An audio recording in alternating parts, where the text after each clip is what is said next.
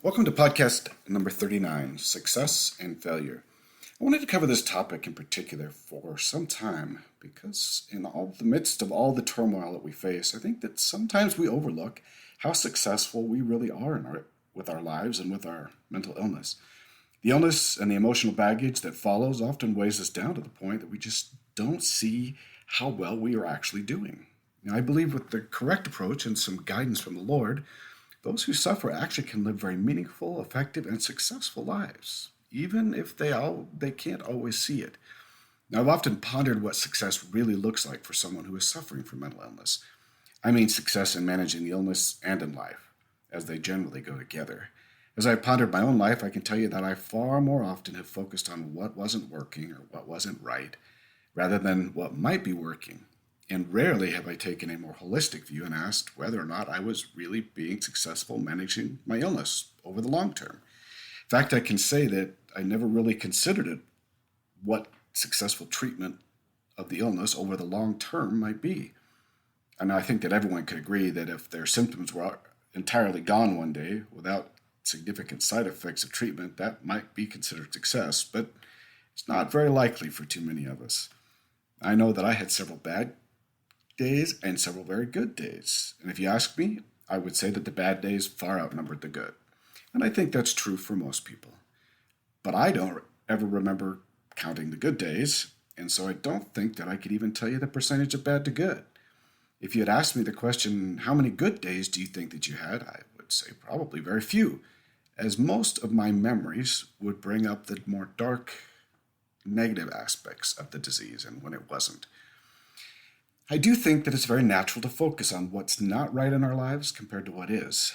I even believe that the mental illness often helps or pushes us along to focus more on the destructive, negative nature of our symptoms, rather on those things which are actually going quite right in our lives. Now, if I were to tell you that while I was battling a severe to moderate form of bipolar, I had 8 children, graduated with a bachelor's and a master's degree, obtained good employment in the commercial construction field, have maintained a strong testimony of the Savior and His gospel, have a wonderful marriage to an angel of a wife, and have actually enjoyed success in my career and life within the church. You might say just the opposite about my experiences. It seems that the management of the illness was successful in many ways, and that's just it. I never felt successful in my illness management. But when I see the larger picture, it does appear that it has happened in many ways. I still feel very inadequate as a father. I was not, and for the most part, still not able to do a lot of things with my children that would be normal fathers could do with their children. I've often been sick and symptom stranded when it comes to those things of a more normal nature. Yet my children seem to be well adjusted, actually doing very well in their lives, despite what I see lacking in me as a father. Now, I can certainly point to their mother and blame her for a job well done, and she deserves probably all the credit anyone can give her. But what I find so very interesting about my illness, or about this type of illness, is my ability to only see failure and not really see the whole picture.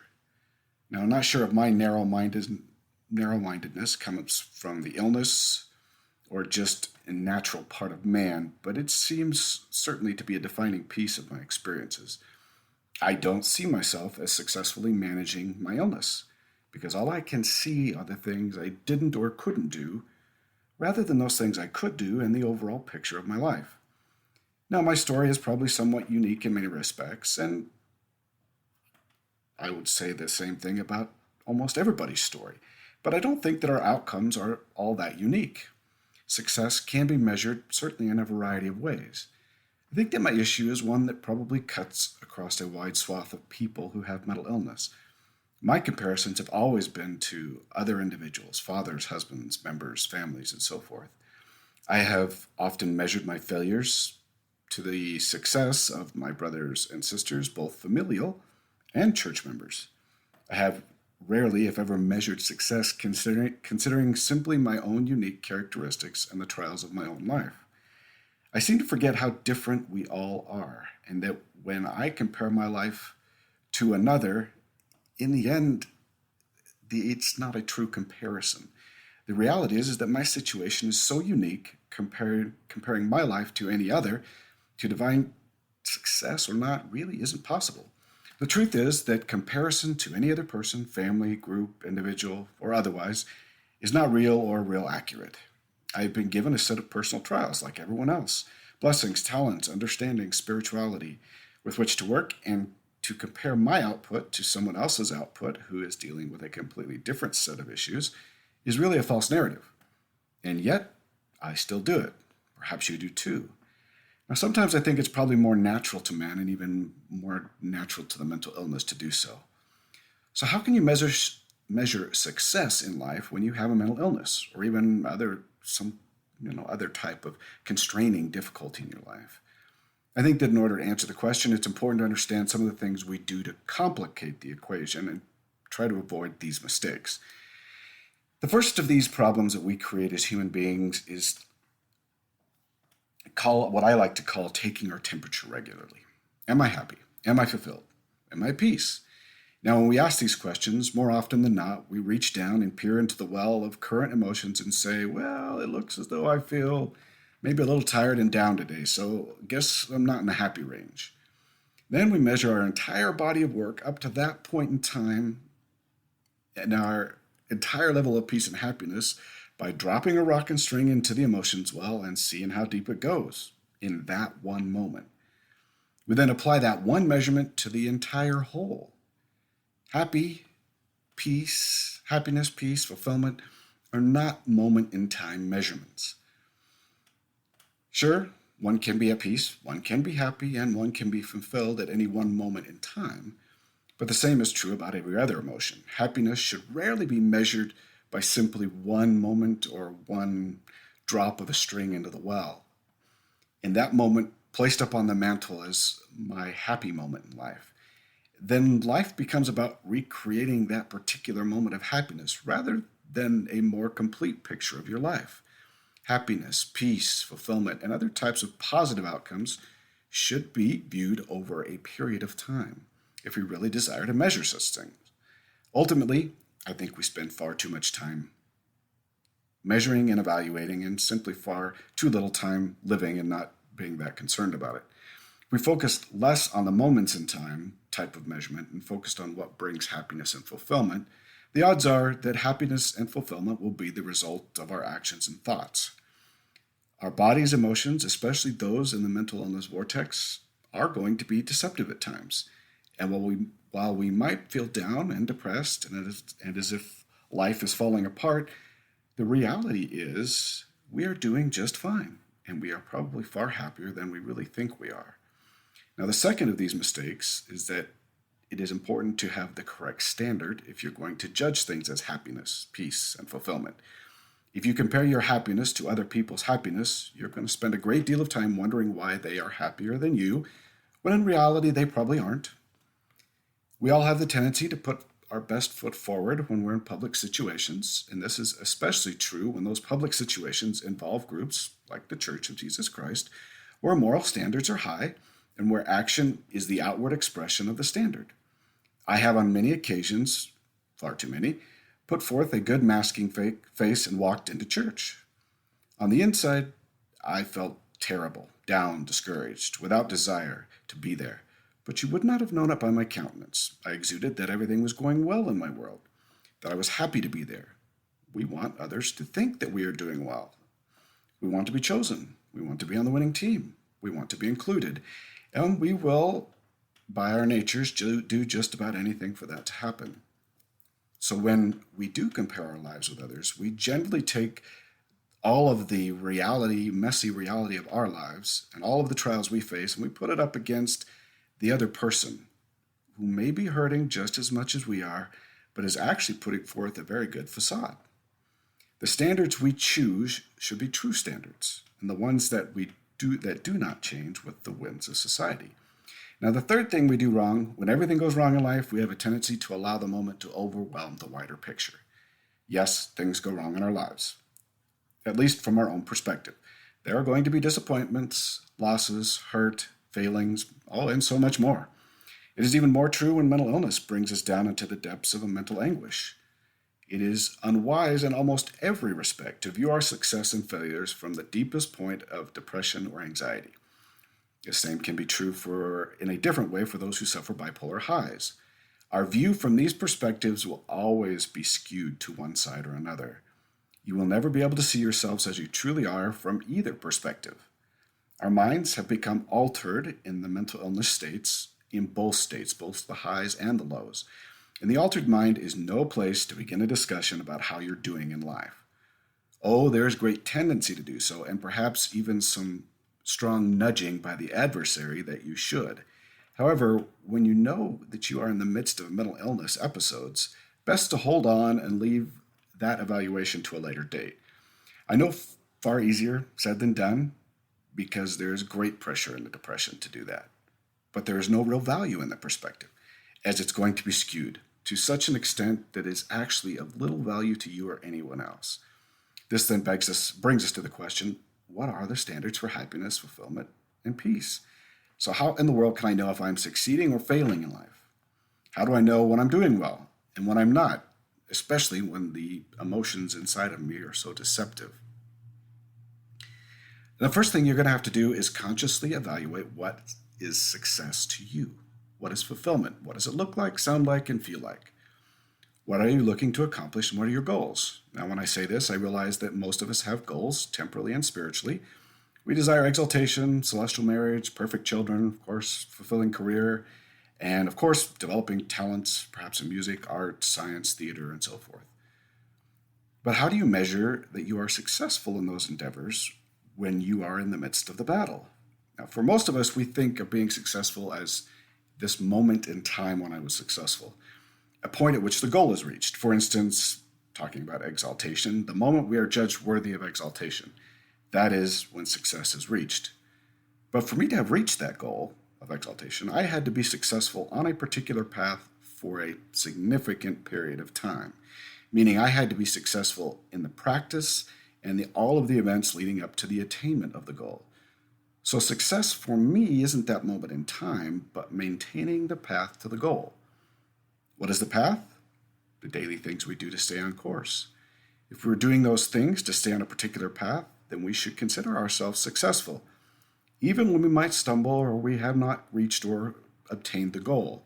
If we are practicing the piano daily and with correct methodology, we should obtain the goal of pianist if that is what we desire. Now, the same is true for spiritual events and practice if we are trying to obtain exaltation. Success should be defined by our daily actions, weekly actions, rather than just the attainment of the ultimate goal. So what are your goals? What should be your goals? And what daily actions are you taking to get to be where you want to be? The second thing to note is, what are my limitations? What limitations do you have? You have to take into account those limitations in your life. If you have a mental illness, you probably don't want to admit to your limitations, as they make you feel weak and vulnerable. And nobody likes that feeling. However, if you're honest about your limitations, you will actually find life to be far more enjoyable. Not only do I deal with depression, but I also have a couple of autoimmune illnesses. Okay, I actually have 3 of them. They limit my physical abilities quite a bit in many ways. If I want to go out and build the chicken coop for my wife, then I understand that I have some limitations. I will likely need to set aside more time than most people. I will need to be able to say that my body's done what it is and not push it too far that I get further ill. Same is true for mental illness. If you know that going to church is going to be difficult, understand the difficulty and the limitation. Rather than stay for entire church service and cause undue distress, go and stay for what you can. If that's the entire time, great. If not, you did what you could. The same is true for reading scriptures, attending the temple, and so forth. Understand your limitations. Discuss those with your spouse, parents, friends, whomever. A counselor, a good friend, or a family member that knows you might be able to help you also pick out some limitations and help. My wife does this for me on a regular basis. Now, important note about picking limitations. Understand that the difficulty with limitations in mental illness is that your limitations are actually going to change on a regular basis. And you're going to need to change with them. Rather than say that your limitation is you can only attend sacrament, say that you're going to go to church each Sunday for as long as you can. This allows for the times when the limitations are less pronounced and you can attend all of church. In other words, you're probably going to have to set your goals differently than most people. Your goals are going to have to be centered around effort and the moment in time, rather than the more simplistic version of reading a chapter of Book of Mormon every day. Your efforts and planning may need to have some greater clarification as well. Often to help with goal setting, we'll do things like saying we're going to get up and read our scriptures at 6 a.m. every morning. This planning provides for a goal to be reached, but when we are not able to accomplish it, we feel as a failure. The odds of someone who is dealing with a mental illness not feeling well at 6 a.m. is probably pretty good. So if you're going to set a time, you may need to set a different time frame for days where 6 a.m. is going to be a problem. In other words, you're going to have to build into your goal setting the limits of your illness. Now, sometimes goal setting and planning can be even too much for the illness. The illness itself, and I have felt this, rejects the idea of being tied down to particular time frames and events. It wants to be free. And as much as you can resist this feeling, the better you're going to likely be. But I also understand its power. And sometimes you're going to have to work with it. Doing things like reading a few verses and then doing something else for a while, and then returning to the scriptures might also be an option. I personally understand if you need to work around those feelings. I have far too many times to count. What is important is that you do establish appropriate goals and work towards them. Success as far as goals and what you're trying to accomplish needs to be tailored towards the illness and its difficulties. If you set goals as if you don't have an illness, I can just about promise that you're not going to enjoy the outcome. Now, finally, I think it's important to address the idea of success and what success means to someone who has a mental illness.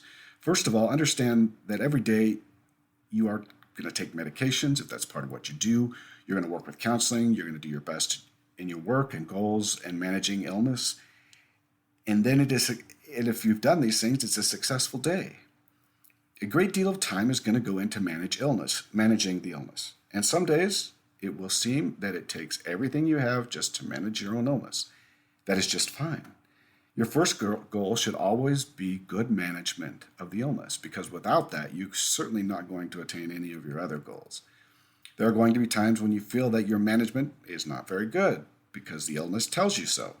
Again, try to avoid taking the temperatures of the emotions of the time and how you are doing when the episode strikes, no matter how much your mind and body want to do it.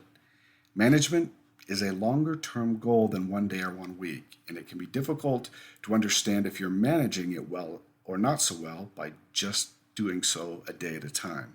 Sometimes it's helpful to keep even a daily journal with some indicators as to how you are doing with the illness, so that you can look back over months to see progress. Second, one can certainly look at the concrete physical goals and see how one is doing over time. With goals, it's important to have a short-term memory about anything you missed or didn't get done. Better to forgive and forget and move forward than to be stuck on the idea that one missed assignment, a Sunday class, a personal reading goal is complete and utter failure, and you might as well give up. Each day, new day, and you continue to manage the illness and do what you can to progress spiritually and physically, based on your abilities and limitations. Your measurements should never be compared to others or any standard outside of scriptural and church standards. And you should be continually conscious that things might need to change to better suit your personal conditions. Like I stated in the last podcast, we should be reaching to attain goals, but not so much reaching that you're causing undue stress on the illness, pushing one towards greater episodes in the illness or more distress. I know that's a difficult thing to do. I know that very well. And to know when to pull back and when to reach forward. It does get easier with time in the sense of understanding one's limitations. As far as telling others about your goals and having them help and keep you accountable, that is a good idea. You will need to have someone, though, that understands your limitation and is willing to push when needed, but also willing to pull you back if they see things are not right. They're going to need to be as flexible as you will need to be. Now, I have saved the final note in this episode for last because of its importance. The reality of successful living is really understanding the standards with which the Lord judges you, and to have Him help you in the setting of goals and monitoring of success. Really, the only individual/God that can really tell you how you are doing is the Lord. The goals, ideas, thoughts, and feelings of accomplishment really should come from Him. This is a normal part of personal prayer and reflection. Reviewing your life with the Lord on a regular basis is where true success is really measured. Now, having said that, I realize that mental illness can and does hamper seriously one's ability to hear and receive these messages. I'm unlikely to feel successful in a deep depression or during a serious anxiety attack. Now, this makes goal setting and successful living certainly far more difficult. I have discussed in the past the Lord can and does alter his methods of receiving revelation based on the limitations of the person. While I know that mental illness does not lend itself to hearing the Lord on a regular basis, I believe that the Lord is still speaking and that he can and will use other methods to let you know how you are doing. It may not come in a way that you desire or a way that you want, but it will come.